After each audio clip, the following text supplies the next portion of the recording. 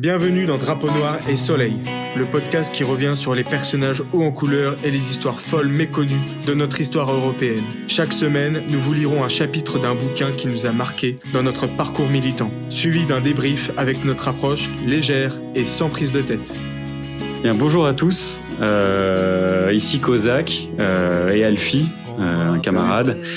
C'est jamais évident de démarrer quelque chose de zéro, d'une page blanche, donc on va éviter ce syndrome-là et on va rentrer directement, on va mettre directement les pieds dans le plat. À l'impro, voilà, ouais. Tranquillement. Donc moi je vais me présenter, mon surnom c'est Kozak, je suis un militant politique de l'ouest de la France. Je milite depuis 8-9 ans, on va dire, à peu près, dans différents courants essentiellement identitaires. Et je suis accompagné de mon camarade Alfie pour cette lecture. Vas-y, je te laisse te présenter. Salut à tous, donc Alfie. Je suis également militant politique dans l'ouest de la France, d'ailleurs assez rapproché de Kozak. C'est pour ça qu'on se permet d'enregistrer, de se lancer dans les podcasts. Moi je milite depuis moins longtemps, depuis à peu près mes 21 ans, alors un peu moins le milieu identitaire, plutôt national révolutionnaire.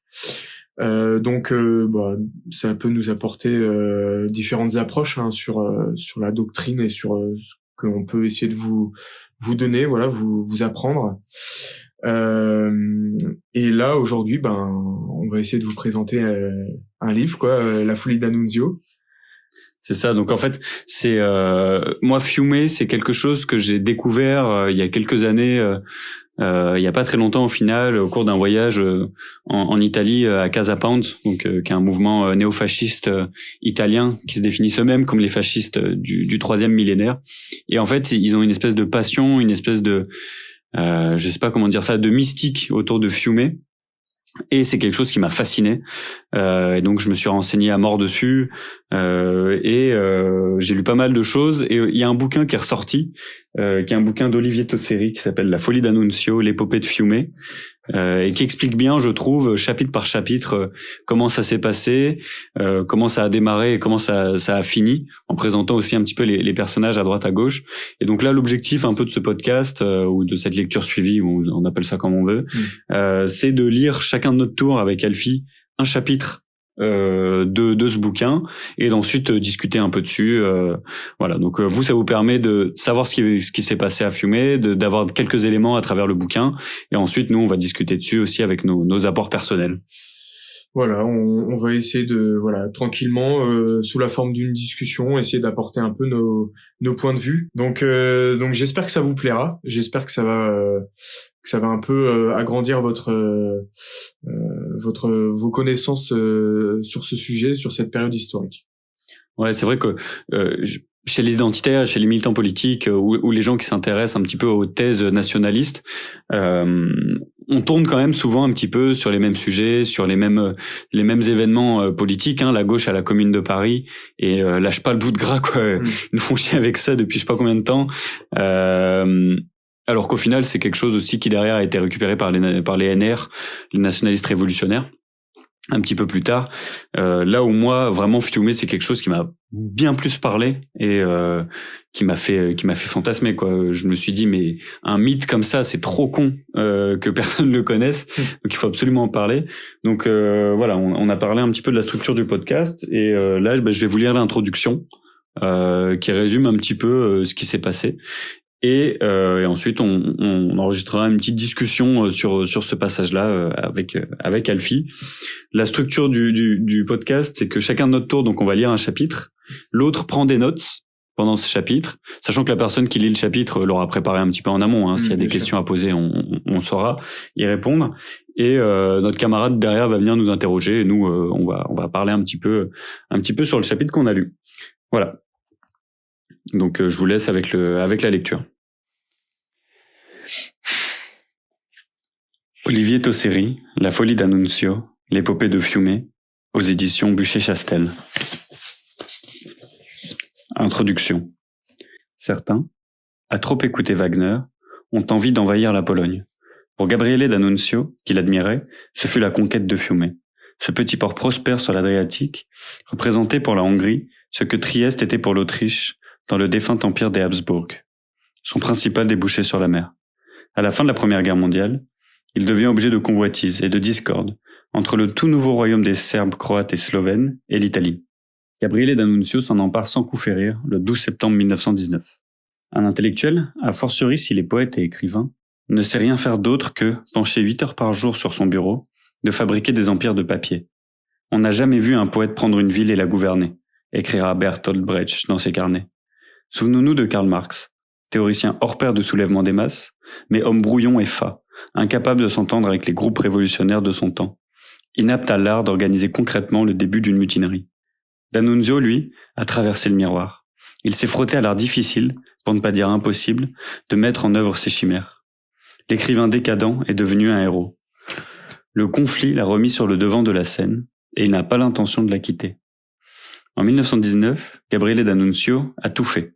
Dandy, écrivain à succès, séducteur, politicien, aviateur et héros de guerre.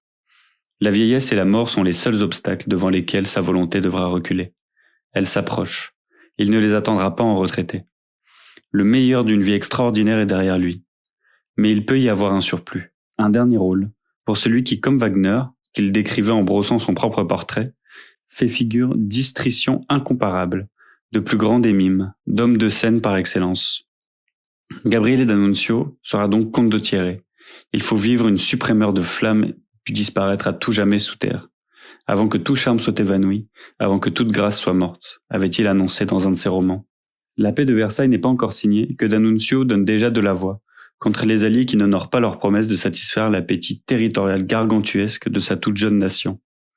Affamée de reconnaissance, elle pensait enfin faire partie des grands, en leur demandant de repousser ses frontières en échange de son intervention à leur côté. Elle constate amèrement sa victoire mutilée, celle d'un pays lésé dans ses prétentions et, ajoutant l'injure à l'insulte, blessé dans son orgueil.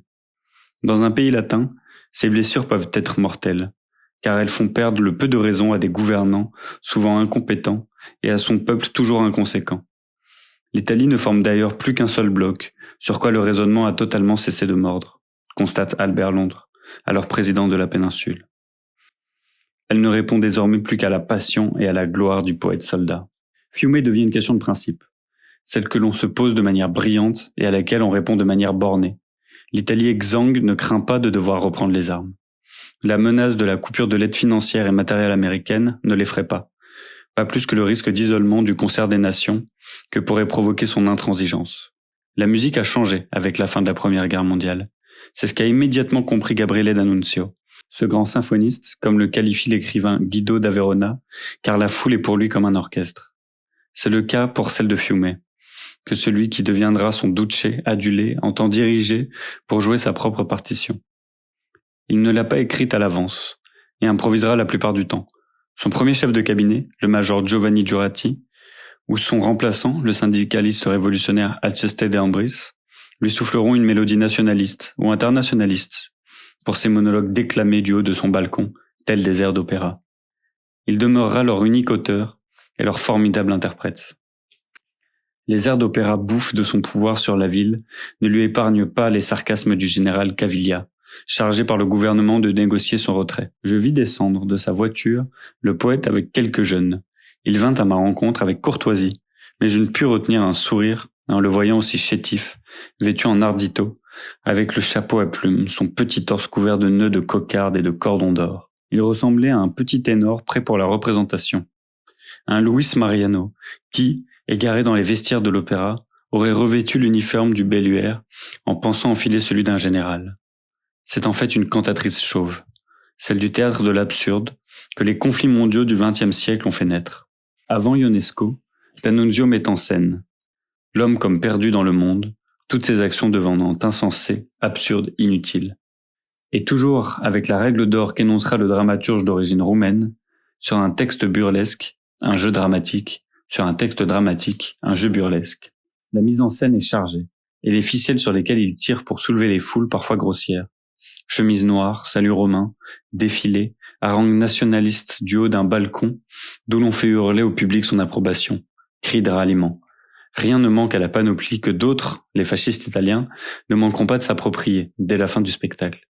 À l'évocation de l'épopée de Fiume, le sourire peut aussi se teinter de tendresse, en observant un presque sexagénaire, revivant ses 20 ans, ou en feuilletant l'album photo d'adolescents, jouant les héros, alors qu'ils pratiquent des activités dignes de colonies de vacances. Le sourire peut n'être pas exempt d'une certaine grivoiserie. L'expérience est critiquée pour la débauche et le dérèglement des mœurs qui la caractérise. Homosexualité tolérée, divorce autorisé, drogue largement consommée, la vie fiumaine de D'Annunzio évoque la vie parisienne d'Offenbach. Un tourbillon de fêtes et de plaisirs souffle sur le gai fiumé. Guido Keller, compagnon de la première heure du commandante, mène la danse, entouré d'artistes et d'aventuriers. Cet aviateur fantasque, à l'allure débraillée, incarnera la fureur de vivre qui s'empare d'une jeunesse multipliant les excès et les provocations. Les années folles commencent dans ce port, celle du sex, drogue and foxtrot. Une brise 68 arde y souffle déjà. Ce laboratoire politique, social et culturel n'incube pas seulement les maux du fascisme de la décennie suivante. On y prend la température de la fièvre qui saisira l'Occident au cours des années 50, 60 et 70. Les contre-cultures, des mouvements de la gauche radicale, des écologistes, des hippies, des partisans de la libération sexuelle, la culture des droits civiques, du féminisme, de l'anti-impérialisme. Même certains hommes d'église se laissent happer par ce mouvement d'autogestion et de liberté qui anticipe les débats du Concile Vatican II. Un bordel à ciel ouvert pour ceux qui critiquent l'expérience. On savait que les chemises noires étaient liberticides, on les découvre libertaires. Fiume aurait été leur Woodstock, un moment hors du temps et des règles, la fête de la Révolution, comme l'a mis en exergue Claudia Salaris. À lire les témoignages et les récits, on a tous envie d'y participer, de choquer le bourgeois et d'être l'ami de l'organisateur, Gabriele D'Annunzio. On a envie de se mêler à la foule des convives, car les pressentiments, les espérances, les orgueils, toutes les pulsations de la vie forte se renouvellent en eux, s'accélèrent, furent 1000 et ne furent qu'une. Et ils crurent avoir vécu par-delà toute limite humaine, et qu'à cette minute, ils avaient devant eux une immensité inconnue, qu'ils pourraient aspirer comme on humerait d'un trait un océan. Car après avoir tant vécu, ils se sentaient vides, car après avoir tant bu, ils restaient assoiffés. Une illusion violente s'était emparée de leurs âmes riches. C'est l'illusion dans laquelle on se réfugie, dans nos moments d'enthousiasme ou de mélancolie, celle de modifier notre destin au lieu de le subir. L'intuition d'une existence plus palpitante est possible et nous est réservée. Nous faisons tous partie du peuple auquel Gabriele D'Annunzio s'adresse.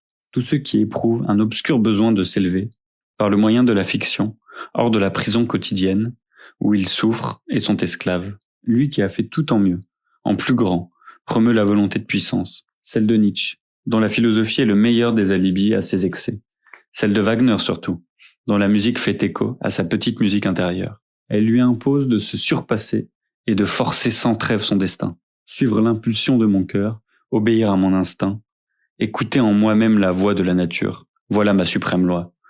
Plus facile à dire qu'à faire. Sauf pour Gabriele D'Annunzio, qu'il a écrit dans ses romans, dans lesquels il se dépeint sous les traits d'un descendant de comte de Thierry, amant de la beauté.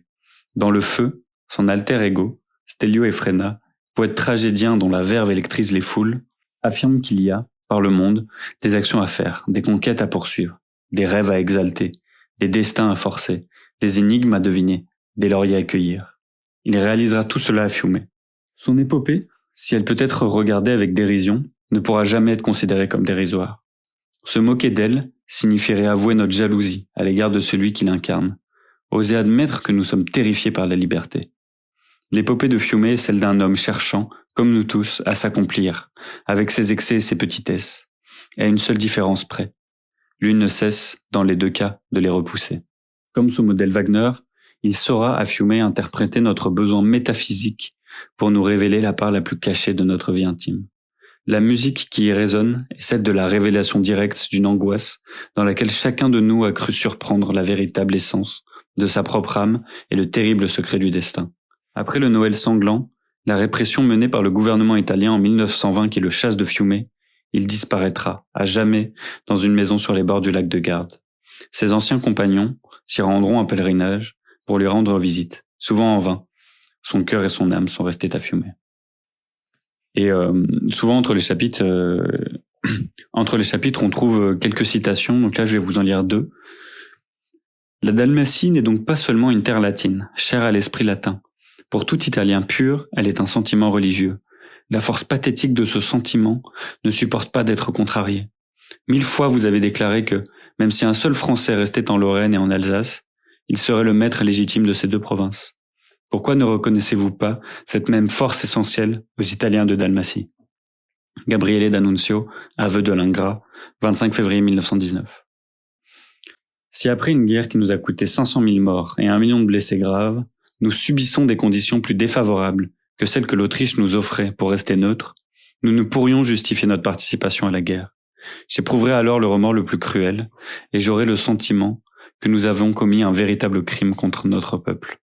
Sidney Sonio, ministre des Affaires étrangères italien, au président américain Woodrow Wilson, le 19 avril 1919. Bon, alors Alfie, qu'est-ce que t'en as pensé? Qu'est-ce que t'as noté? Qu'est-ce qui est ressorti de ce passage-là? Bon, qui est juste une petite intro. Hein. Ouais. Merci pour votre écoute en tout cas. J'ai noté une date. En tout premier, le 12 septembre 1919. Est-ce que ça te parle? Évidemment que ça te parle. Est-ce que tu peux en parler un peu plus? Bah non, ça me parle pas. Mais c'est la capture de Fiume, cet enculé, bah.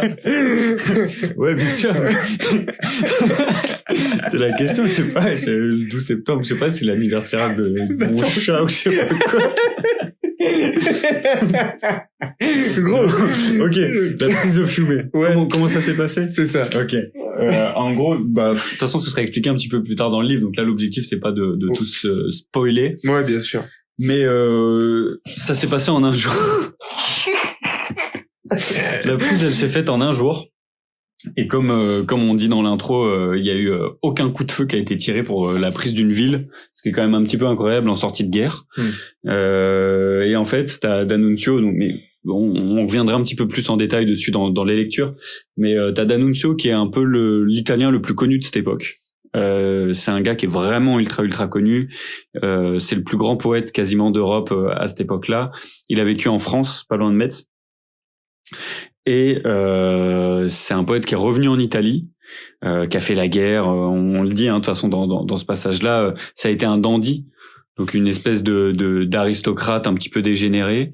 Ça a été un gars qui a fréquenté les salons, qui a pris de la drogue, etc. Au moment de la guerre, qui est devenu un aviateur, sachant que les aviateurs, la Première Guerre mondiale, c'était quand même des sacrés marbrés. Que des fous. Ils étaient sous coke 3/4 du temps. C'était des gens qui avaient rien à perdre globalement, quoi, les aviateurs. C'est ça, faut se rendre compte qu'on est au tout début de l'aviation, que personne n'a jamais volé. C'était pas du tout fiable à l'époque, en fait. Et que t'as des mecs qui décident de monter dans des avions, ce que personne n'a jamais fait, hein, voilà. Et d'aller tirer sur d'autres mecs au-dessus des tranchées, des champs de bataille. Ils étaient totalement inarrêtables. Et D'Annunzio, il y a quelques faits d'armes qui seront cités un petit peu plus tard, qui prouvent un petit peu cette folie-là, quoi. Donc le 12, il débarque avec une troupe de Arditi. Donc on expliquera aussi ce que c'est un peu les Arditi, mais on va dire que c'est des troupes de choc de l'armée italienne, qui sont quasiment aussi marbrés que lui, et qui à la fin de la guerre se disent bon, c'est pas possible, on va pas se laisser baiser comme ça par le traité de paix de Versailles, on n'a rien eu, on s'est engagé dans la guerre, 1 million de blessés, 500 000 morts, et on a le droit à rien, alors que l'Autriche avait proposé à l'Italie plus que les Alliés, juste simplement pour rester neutre. Et donc c'est impossible, c'est ce qu'on appelle la victoire mutilée. D'ailleurs, il me semble que c'est le titre du prochain chapitre que Alfie nous lira, qui décrit un petit peu ce sentiment-là. Donc le 12, il débarque avec ses Arditi. Ils sont pas beaucoup, hein. Ils débarquent, ils prennent la ville en une seule journée, sans aucune résistance. Est-ce que tu aurais un nombre de personnes à donner? Est-ce que tu te rappelles un peu combien il y a eu de personnes pour la conquête de Fiume? Alors, je crois qu'on en parle un petit peu plus tard dans le livre, mais au départ, ils sont pas beaucoup. Ouais, ils sont 3000, non? Même pas 1000, 2000 ou un truc comme ça. Par contre, en fait, au fur et à mesure, en marchant pour aller à Fiume, sur le chemin, tous les mecs qui sont censés les arrêter, donc l'armée régulière italienne, tous les escouades qui étaient censés les arrêter se joignent à eux. Ils ont été un peu séduits, quoi, par l'idée d'aller conquérir Fiume, quoi. Bah, en fait, déjà sur le fond, ils étaient d'accord. Putain, on a fait la guerre, on s'est fait baiser. Et sur la forme, encore plus, parce que c'est des espèces de fous, et les Arditi, c'était des personnes vraiment ultra respectées dans l'armée italienne. En gros, c'était les gars qui débarquaient dans les tranchées et qui combattaient quasiment uniquement à la baïonnette et au couteau. Voilà. C'est on a l'image du Arditi avec le couteau dans la bouche, en fait. Et c'est exactement ce qui se passait pendant la Première Guerre mondiale. C'est ça. Donc à peu près 3000 personnes une fois qu'il arrive à Fiume. Et puis il faut dire aussi, enfin, c'est un peu logique quand c'est D'Annunzio quand même la personne, l'Italien le plus connu d'Europe qui débarque avec une armée. Bah voilà, on a envie de le rejoindre parce que bah on se dit ce mec est stylé, il parle bien, il a des grands faits d'armes, donc forcément, voilà, c'est un grand poète. De toute façon, on vous lira des passages de ce qu'il écrit, mais tu l'écoutes, t'as envie d'aller envahir une ville, peu importe laquelle, même Brest, j'ai envie de te dire. Si c'est D'Annunzio qui te demande de la conquérir, bien sûr que t'as envie. Et d'ailleurs, on a dans le premier passage une allégorie, c'est le poète de papier. Ouais.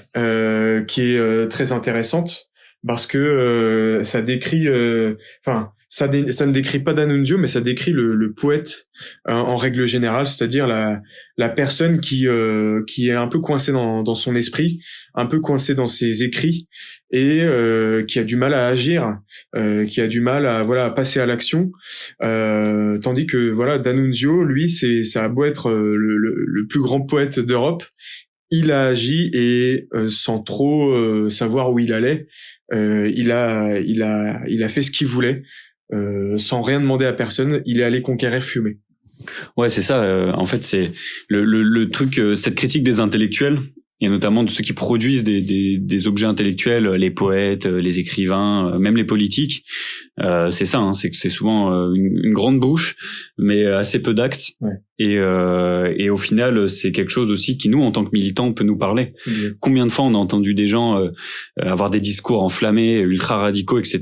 Et au final, on les voit jamais. Ils ont un mode de vie qui va pas du tout avec ce qu'ils annoncent. D'Annunzio, c'est un dégénéré, on est d'accord, mais c'est un dégénéré qui le dit et qui le fait. Si vous voulez, il y avait, je crois que ça a été décrit dans l'introduction. Vas-y. Comment dire, la drogue à tout craint, le divorce, l'homosexualité tolérée. Bon, on n'est pas sur un mec ultra conservateur. Et d'ailleurs, il se revendique pas du tout comme ça. Il s'en branle. Mais au moins c'est dit. Et au moins les gens le respectent pour ça, quoi. C'est dit et c'est fait. et c'était un peu la conclusion. Je sais pas si tu te souviens. On avait assisté à une conférence de Jean-Eudes Gana, donc qui est l'ancien chef de l'Alvarium et qui aujourd'hui dirige le mouvement Chouan. Je vous invite à regarder un petit peu qui c'est. C'est quelqu'un qui est très intéressant et qui nous avait fait une conférence sur le soldat politique. Ah oui. Être un soldat politique. Tout à fait. Et en fait, lui, il faisait bien la différence entre être extrémiste et être radical. C'est-à-dire que nous, par exemple, on peut se considérer comme des radicaux, mais on n'est pas extrémiste. C'est-à-dire qu'on n'a pas des idées de fous. Mais par contre, celles qu'on a, on y tient et on est prêt à sacrifier beaucoup pour ces idées-là. Et pour moi, D'Annunzio, c'est ça. Il a pas dit on va aller buter les Croates, on va aller génocider les Slovènes qui sont à Fiume. Il avait une position assez modérée au final. Ouais, c'est vrai. C'est une ville à majorité italienne, donc on va la récupérer. Par contre, c'est un radical.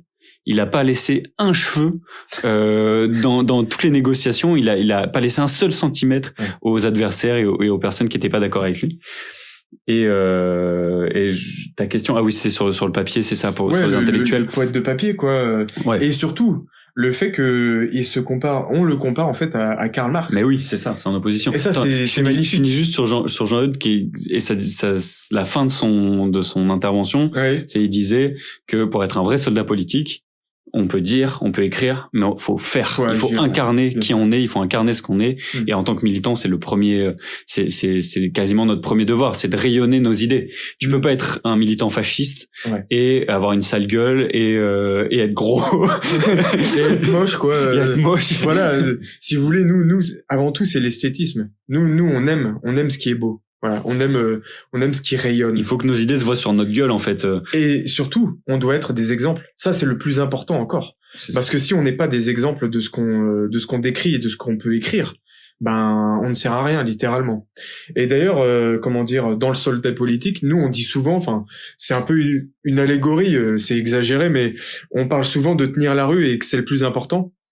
Mais en réalité, si on n'a que des grandes bouches, mais que par exemple, on n'a pas de bar, on n'a pas même de local. On n'a pas si on n'a pas de locaux pour se retrouver, etc. Ça se concrétise pas dans la réelle, en fait, ça sert à rien. Mais qu'est-ce que ça veut dire? Personne va avoir de point d'attache pour nous voir, pour se dire ces mecs-là sont stylés, ils sont beaux, ils ont des bonnes idées, etc. Donc même si on n'a pas forcément posé sur le papier des grandes idées très précises, etc. il faut agir. C'est en fait ce que D'Annunzio nous apprend. C'est ça, un petit peu moins de doctrine, un petit peu plus d'action. Voilà. Et incarner. Surtout l'incarnation, c'est le plus important. Bien sûr.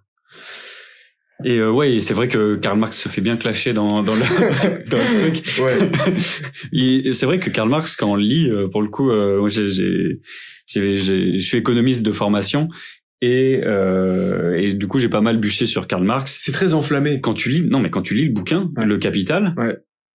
C'est vraiment scientifique, c'est une approche vraiment scientifique, c'est en tant qu'économiste c'est passionnant à lire.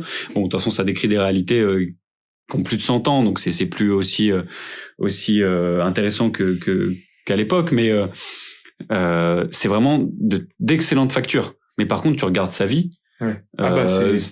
il a rien fait, il a jamais tenu un flingue de sa vie. Est-ce qu'on peut dire qu'il a vécu comme un bourgeois, Karl Marx? Ah bien sûr, il a vécu comme un bourgeois, et en plus un bourgeois totalement endimanché, parfois même un bourgeois pauvre, hein, parce qu'on peut être bourgeois et pauvre. Oui. Mais quand on dit bourgeois, nous c'est l'esprit bourgeois, c'est-à-dire le bourgeoisisme. En fait. C'est ça, il a jamais levé son cul pour faire quoi que ce soit. Alors que à cette époque-là, faut se rendre compte, il y avait quand même beaucoup de mouvements insurrectionnels. Il y avait des mouvements anarchistes hyper intéressants, et il a réussi à s'embrouiller avec tous les mouvements insurrectionnels de son époque, et au final à rien faire. Voilà. Donc une grande bouche, mais assez peu d'actes. Malheureusement, il aura laissé pas mal d'écrits que d'autres gens avec un petit peu moins de bouche et plus d'action ont repris derrière, comme les Lénine et compagnie. Ouais, c'est ça. Mais Karl Marx en tant que tel, c'est une personne qui est largement oubliable. Je reviens aussi sur l'allégorie de l'aviateur et surtout une citation. On a ouvert des asiles depuis qu'on a fermé les écoles d'aviation. Cette citation, on va la voir un peu plus tard, mais ça fait pas mal référence à ce qu'on disait sur D'Annunzio, qui a été aviateur pendant la Première Guerre mondiale. Ouais. Et d'ailleurs, ses premiers lieutenants sont des aviateurs aussi. Hein, voilà. Il faut se rendre compte ce que c'est un aviateur. Mais oui, à cette époque. C'est le plus important en fait pour comprendre à quel point cet homme était fou. Il a été aviateur, c'est-à-dire qu'il a conduit des engins dans les airs, chose que personne n'avait jamais fait. C'est ça. Faut se dire que jamais personne n'a volé. Voilà, à cette époque-là. Rien que ça. Jamais personne n'a volé. À part dans des montgolfières ou des très rares personnes, mais jamais personne a été à plusieurs dizaines de mètres du sol. Avec des mitrailleuses pour se tirer dessus. Il faut se rendre compte ce que c'est. À cette époque, l'aviation, personne rentre indemne. Non. Il y a je sais pas combien de morts parmi les pilotes. Rien qu'en fait, le décollage et l'atterrissage, ouais, t'as déjà une chance sur deux d'y laisser ta peau. Et pour moi, il faut regarder Top Gun. En fait, tu regardes dans Top Gun. Ouais. À l'école Top Gun, t'as que des mecs qui sont totalement indisciplinés, qui sont des fous, qui sont totalement allumés. Comment il s'appelle Maverick, c'est Maverick, ça le personnage. Ouais. Le personnage, il est incontrôlable. C'est un fou. Et dis-toi qu'il est dans un avion qui est ultra technologique, avec un siège éjectable, etc. Hein. Bien sûr, voilà. Monsieur, il y avait sa bite, son couteau, son avion, sa cocaïne, sa mitraillette. Et voilà, c'est tout. Fin de l'histoire. Et en fait, tous ces aviateurs étaient conscients. Moi, c'est ça qui me fascine le plus, c'est que tous ces gens étaient conscients du risque qu'ils prenaient. Et ils en avaient rien à foutre. Et ça, j'adore, parce que c'est l'esprit Arditi par excellence, en fait. Ça, on reviendra dessus, mais l'esprit Arditi, nous, c'est vraiment quelque chose qui nous a touchés. Et je sais pas, depuis qu'on a découvert ça, on est totalement matrixés. Donc, c'est aussi un peu la genèse du podcast. J'avais écrit que c'était fumer, c'était amené à ne pas durer. C'est ça. Et fumer, c'est éphémère. Comme on le dit, c'est 15 mois. 15 mois, ouais. Mais... 15 mois, dont, allez, facilement 10 mois sur la pente descendante. 10 mois où, on va pas vraiment décrire, le fonctionnement de fumer, mais de toute façon, fumer en tant que tel, dans l'épisode de 15 mois où elle a été conquise par D'Annunzio, c'est un grand bordel, en fait. Ouais. C'est une anarchie totale. Est-ce qu'on peut appeler ça une anarchie? Je pense que oui. Alors, moi, je ferais pas mal référence alors même si D'Annunzio était anti-monarchiste, moi, je ferais un peu référence à l'anarchie plus 1 de Maurras. Okay. Qui disait la monarchie, c'est l'anarchie plus 1. Ouais. C'est-à-dire que c'était une anarchie totale, mais avec un chef respecté. Il était pas craint du tout, il était vraiment respecté. Ouais. Tout le monde était là pour D'Annunzio. Et en fait, c'était une anarchie qui fonctionnait correctement parce qu'il y avait un chef puissant. Bon, il y avait quand même aussi son armée, accessoirement. En fait, c'était pas vraiment une conquête de la ville parce que c'était une conquête qui était attendue. Ouais, c'est ça. À cette époque-là, 60% de la population de la ville est italienne et en fait est pour son rattachement à l'Italie et donc voit d'un très bon œil l'arrivée des Arditi et d'Annunzio dans la ville. Donc ça c'est une anarchie mais qui s'est plutôt bien faite et en bonne entente avec les habitants. Et je pense même qu'on peut dire que si ça n'avait pas duré 15 mois, ça aurait au moins duré jusqu'à la mort d'Annunzio. Parce que comme tu l'as dit, les gens attendaient d'Annunzio. Ils attendaient leur attachement à l'Italie, certes, mais surtout ils attendaient cette figure paternaliste et magnifique du poète qui était d'Annunzio. Et d'ailleurs, je sais plus si on le dit après, mais enfin d'Annunzio, une fois qu'il a quitté Fiume, on essaie de le refaire venir sur le terrain, sur le devant de la scène, mais il veut pas. Ça reste un homme absolument incroyable, mais lui, il est mort à Fiume. Son âme, elle est restée là-bas et il en aura plus rien à foutre du reste. Il restera dans sa belle demeure quand même du lac de Garde, quand même. Mais de Garde, pardon. Ouais. Mais c'est vrai que c'est quelqu'un qui pour lui est mort à Fiume et ce serait un peu un regret de sa part de pas être mort là-bas en se faisant tirer dessus par un soldat de n'importe quelle armée. Il en avait rien à faire. En fait, ce qui comptait, c'était d'avoir une belle fin. D'ailleurs, en fait, on se rend pas compte, mais au moment de Fiume, il a 60 piges. C'est vrai 60 piges quand t'as fait la Première Guerre mondiale, c'est pas évident, hein. Parce qu'en fait, il a eu une première vie, comme on disait, un peu de bourgeois, d'envie, voilà. Ouais, je dirais plus, c'est ça, de personnes qui fréquentaient les milieux, les salons, comme on a pu avoir à Paris dans les années folles. Et ensuite, il est directement passé à une vie d'auteur, d'écrivain à très grand succès, un poète, mais il était moche et petit, hein. D'ailleurs, ça va pas du tout avec ce qu'on disait tout à l'heure. C'est vrai. Mais en fait, il incarnait tellement ses idées que les gens étaient fascinés. Et d'ailleurs, on le voit quand il est décrit, hein, on le décrit comme un mec qui s'est trompé de costume à l'opéra, quoi. Qui a pris un costume trop grand pour lui. Et au final, à peine il ouvre la bouche, tout le monde l'écoute, tout le monde est subjugué. Voilà, il est respecté. La volonté de puissance qu'incarnait d'Annunzio a été remarquable en fait. Ouais, c'est ça. Mais pas attendu. Enfin, voilà, c'est pas sur lui qu'on allait parier au départ. Et en fait, finalement, il a été le roi du petit monde, qu'est Fiume. J'aime bien cette expression parce que c'est une mini-ville. Elle fait 6000 habitants. Ouais, c'est minuscule. C'est minuscule. Surtout à l'époque, c'était encore plus petit. Et vous vous rendez compte que une petite ville de 6000 habitants conquise par un mec tout moche mais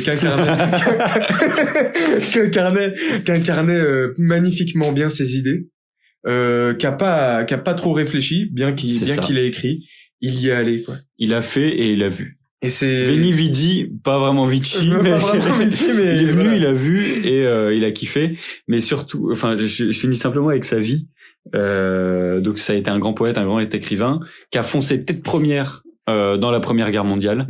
Il faisait partie avec Mussolini des intellectuels de l'époque qui étaient pour l'entrée de l'Italie dans la guerre. C'est d'ailleurs à cause de ça que Mussolini se fera exclure du Parti socialiste de l'époque, hein. Parce que oui, Mussolini était socialiste, mais peut-être on en parlera un petit peu plus tard. Après.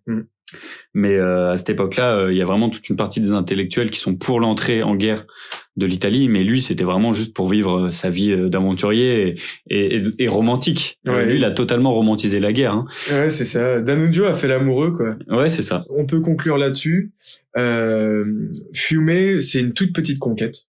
C'est ça. C'est rien du tout à l'échelle. C'est un port de pêche, hein, mais tout le monde s'en fout de Fiume, en fait. C'est une ville qui est perchée sur des cailloux juste en face de la mer. C'est ça. Ça n'a aucun intérêt. Sauf que c'est de Fiume. L'étincelle qui a été allumée à Fiume, elle a embrasé toute l'Europe. Et comme on disait tout à l'heure, le fascisme est né à Fiume. En fait, on verra plus tard que Mussolini s'inspire grandement de ce qui a été fait à Fiume. Le communisme et le socialisme, en partie, trouvent aussi quelques origines dans leurs applications à Fiume. D'ailleurs, Lénine écrira à D'Annunzio à de nombreuses reprises. Et qui s'appréciait, n'est-ce pas? Ouais, il s'appréciait bien. Et le second, le second secrétaire de D'Annunzio, c'était comment on appelle ça, un anarcho-syndicaliste, donc un des tout premiers avant la CNT espagnole. Et c'est quelque chose qui est vachement intéressant. Et puis c'est là qu'ont été brassées et infusées toutes les idées qui éclabousseront sur le XXe siècle et voire le nôtre aujourd'hui.